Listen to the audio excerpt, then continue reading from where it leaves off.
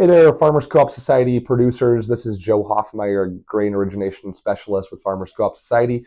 Wanted to touch base with you here today and talk a little bit of fundamentals of grain marketing. So as we think about grain marketing, the base fundamental of grain marketing is what is your cash price. So we talk about cash price a lot, but there are definitely instances where we don't fully understand what that cash price is, and it's a goal of ours as Farmers Co-op Society to be able to teach you guys about all the contracts and offerings that we have, but we want to start with the fundamentals of how is a cash price made, and then we can build in more complexity from there. But very important to know what are the fundamentals, what are we talking about, what is cash, what is basis, what is futures. So let's hop in and take a look.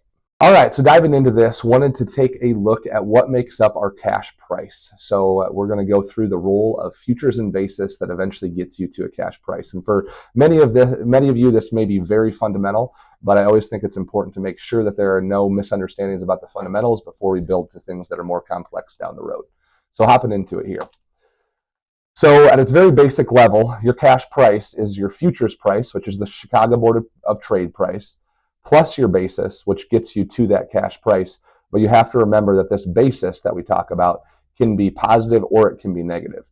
So you could be above the futures board, you could be below the futures board, and a lot of that is driven by local supply and demand. So hopping into this a little bit further, first of all, talking about what are futures. So futures are a contract, which is an agreement to buy or to sell a predetermined amount of a given commodity at a specific price on a specific date in the future.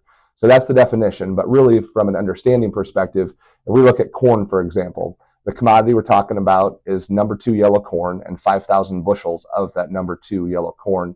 The time frame we're talking about is December, and the price that we're talking about is $4.15 per bushel, for example.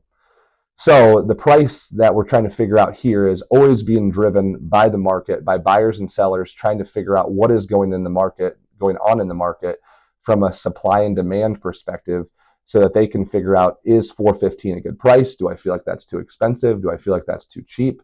And do I want to buy and sell under those conditions?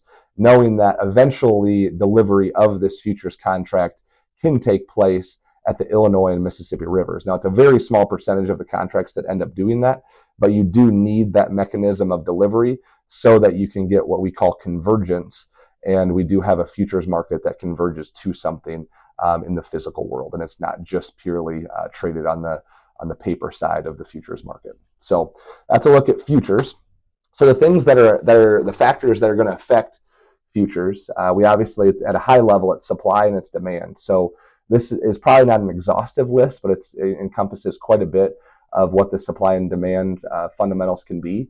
So from a supply perspective, it could be acres planted of the commodity. It could be the weather. It could be the yields. It could be transportation. It could be imports. From a demand perspective, it could be feed usage. It could be ethanol usage. It could be exports and export demand.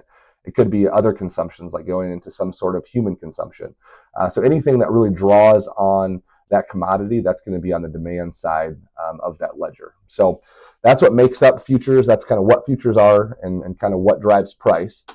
So then what is basis? So basis is the difference between your local cash price and that futures price. So the equation that you'd have for basis is what cash price, what are we paying in Sioux Center, for example, for cash corn?